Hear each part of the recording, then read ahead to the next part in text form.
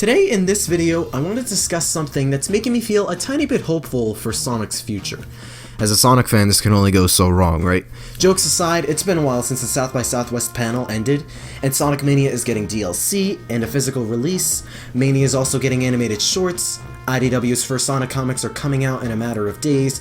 Other small collaborations formed, like Puma with Sonic branded shoes. There was an interesting Q&A, and an entirely different brand new Sonic racing game is in the works. Half of what was presented is relevant to the matter of pillars, because not only is Sonic arguably working towards those, this panel practically confirmed it. Keep in mind this could easily not be the case, I could very well be wrong, but the Sonic panel has suggested otherwise to me in some ways. But some of you viewers may be asking, what does he mean by pillars? The thumbnail may give some of you an idea, especially to newcomers, and I am assuming most of you know what I mean. But what I mean by pillars is Sonic branching off in these separate genres and types of games that don't interfere with his mainline series and its genre. You can make the argument Sonic has already done that with Sonic Boom, the Sonic All-Star Racing games, the Mario and Sonic games, and others, which is true, but they weren't properly formed, nor did some Sonic games not interfere with mainline titles. Take Mario for example.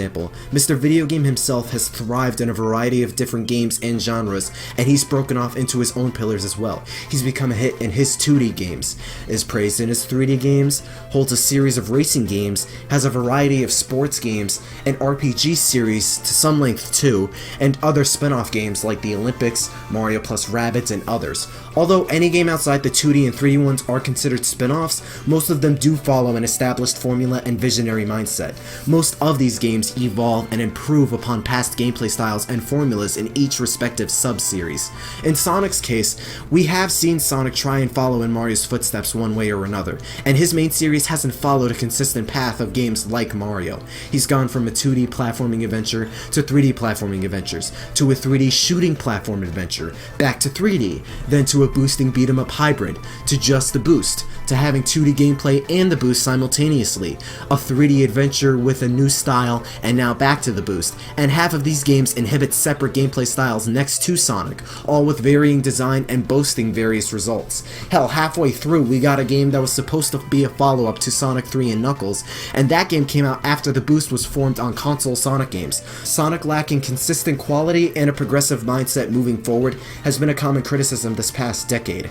How pillars can help Sonic in the future is by letting him flesh out in different gameplay styles with little repercussions, while not only expanding his brand identity, but transforming him into a much more established franchise as well, as long as the development time is effectively being put to good use. People didn't like how Sonic 4 was handled, and how it just threw another adventure in Sonic's past years later. People don't like how classic Sonic took up a third of Sonic Forces when he had no place in the game nor its story. For as in-depth as the Werehog was, that was not how Sonic was defined as a character and game. These kinds of separate gameplay styles drew too much attention away from Sonic himself and his main form of gameplay. It was adding these different styles to appeal to new fans, and mostly for kicks, more so than old and recurring fans, that it didn't advance the series in any particular way. They took the criticism of the Werehog, and having used it since Unleashed, they've returned to the boost after Lost World wasn't praised for its level design and aesthetic.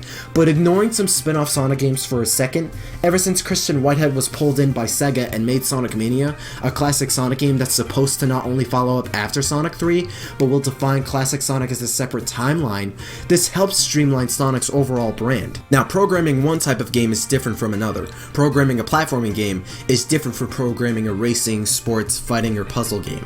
That's why development is comprised of teams. You need multiple people to cover various different aspects of a game, such as direction, art design, level, character, item, enemy, and boss programming, field artists, and much more.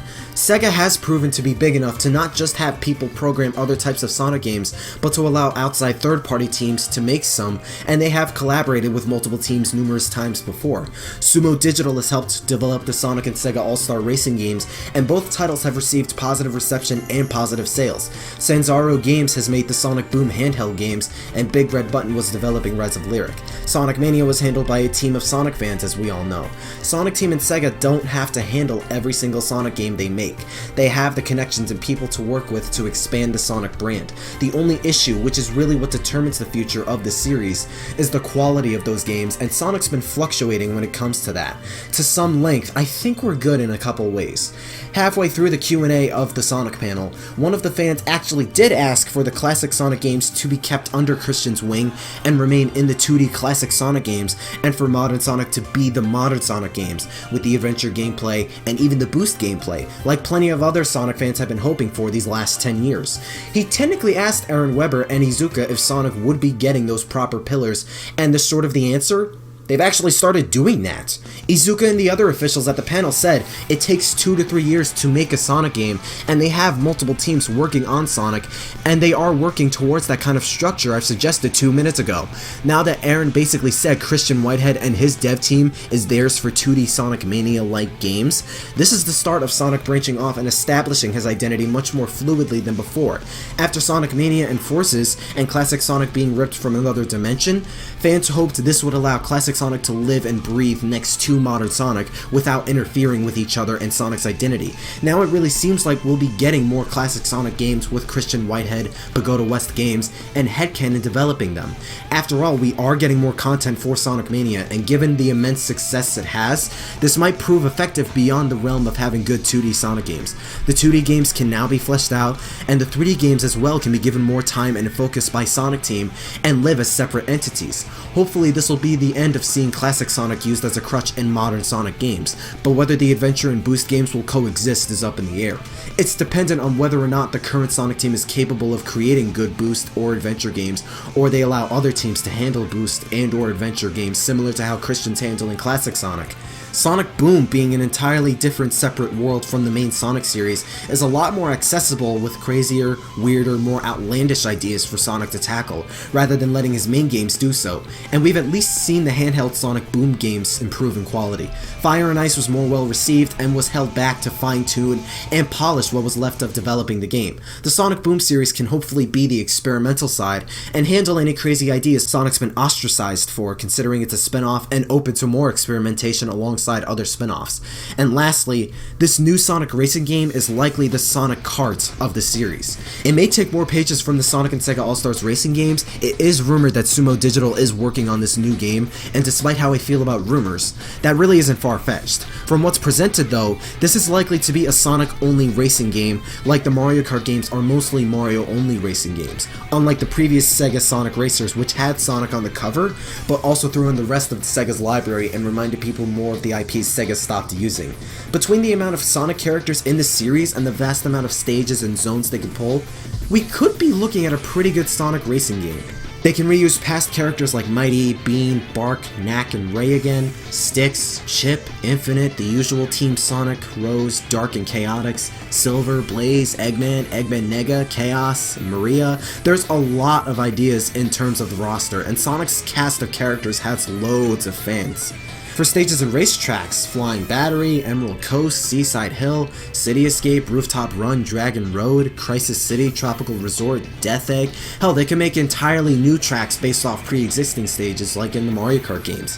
Given the Sega racing game's success and how their stature is often comparable to that of Mario Kart, we may be seeing something pretty damn fun come out of this new Sonic racing game. This can all help Sonic expand his brand yet still give him a firm identity, assuming it's handled well and super successful. I could easily be wrong, again, but I feel this panel largely pointed to multiple teams handling Sonic's various games and respective genres, helping construct his identity more firmly and surely through a 2D Sonic pillar in the form of classic Sonic, potentially a Sonic Boom spin-off pillar with more polish and attention given to its games, and likely a Sonic Racing spin-off pillar. Not to mention we already have a smaller separate pillar for more outlandish spin-offs and crossovers, like the Mario and Sonic Olympic games, the mobile games, etc. All that's left is more focus and polish put into 3D Sonic, and maybe have another team work with Sonic Team between making Boost and Adventure games. Maybe even letting the Boost games be the new Super Mario Bros. Half of modern Sonic, and the Adventure games be the 3D Mario half of modern Sonic. This is only a suggestion, but I believe there can be a compromise with creating a Boost pillar and an Adventure pillar. I keep saying Classic Sonic is a separate universe, and I am one who misses having just one Sonic, but having that separate world for 2D Sonic games can give a reason for both those games and other modern games to exist together. With the Boost and Adventure games, they're ultimately appealing to two different groups as they both have separate perks and appeals, one focused around mastering speed and quick reaction timing, and the other focused around 3D platforming in an open, semi-linear space.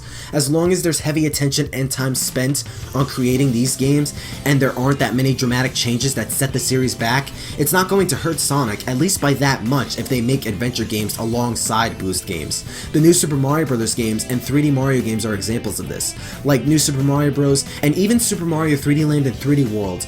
The Boost gameplay can evolve and be experimentalized, but it's much more limited compared to its counterpart. They both sell, they both have good design, they're both popular, and the Boost games are often a 2D to 3D hybrid, so it's not outside the realm of possibility. The adventure games, like the 3D Mario games, lend more to experimentation and improvisation. Mario jumped into 3D, then got a jetpack, then went into space twice, then traveled around the world, all between 3D exploration, gravity mechanics, capture mechanics, and a bunch of smaller stuff in between, while also expanding Mario's range of movement and platforming. With Sonic's adventure gameplay, it's a similar case considering how Sonic Adventure and Sonic and Shadow's gameplay in Adventure 2 still hold up. They have fluid controls, they have other moves, and Sonic, Shadow, Tails, Knuckles, and other characters can learn more moves and forms of platforming and movement, which is what makes them all unique, defined, and beloved. Giving Sonic more levels, unique designs, more mechanics, and such can help for a different experience almost each time.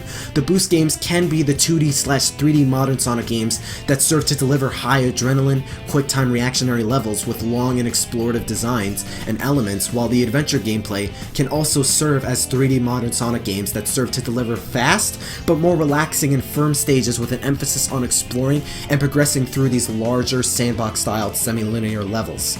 It'd most likely be easier to make the styles separate rather than combine the two, but that does not equate to not evolving or not polishing any physics, forms of movement, level assets, or anything else. And that's really what all this comes down to: consistent quality. No matter what pillars may form or what kind of styles we'll get, there has to be some consistency on whether or not these games will deliver. Since Christian is likely staying with Sega to work on 2D Sonic as stated by Iizuka and emphasized by Aaron, that's good.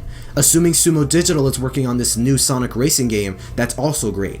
Sonic Boom's kind of slipped under the rug after its reputation of games, despite Fire and Ice being a good one, so hopefully we'll see them make another shot soon, and one that'll hit the mark depending on its development staff. It just needs more strong hands behind the wheel. And most of all, 3D Sonic is still a toss-up, and it really shouldn't be. We still don't know if the next one will be a Boost game, an adventure game, a remake, something new, a mashup, whatever, let alone if it'll be good or bad. All I'm hoping for is, since we're getting a racing Sonic game, which I'm believing is being made by Sumo Digital, Sonic Team better use this and next year to focus a lot on making a good modern Sonic game. Sonic Forces was in development for 4 years, but the amount of time is pointless if the amount of effort and polish is vastly small by comparison. Sonic Unleashed and Generations took 2 years to make, and those games had significantly better controls and physics behind Sonic than in Forces. Don't even get me started on the Avatar and especially Classic Sonic. And Sonic Adventure took a year and a half, and that game has strong concepts and execution almost all around, minus Big the Cat. There has to be proper care and visionary mindsets behind the game who are willing to push for constructing a quality product that the consumers and fans can expect. That means carefully looking at how the game plays and studying the process. What style is being used for this Sonic game? How can we bring out the best for this style? How does Sonic control? Are the levels designed well? What mechanics are present? Do the mechanics complement the experience? Are the physics palpable and firm? What's the aim for this Sonic game? How can we evolve and establish Sonic the Hedgehog in this game? Putting these along with other questions and details, time really cannot be wasted after how many times it has for Sonic, multiple times by multiple people. But once actual progression and stability can be met all around, Sonic can heal, evolve, and improve his brand identity through these pillars like his gaming icon competitors. That'll be all for today. Thank you for watching, and stick around for anything else Sonic related and other video game content. Stay super.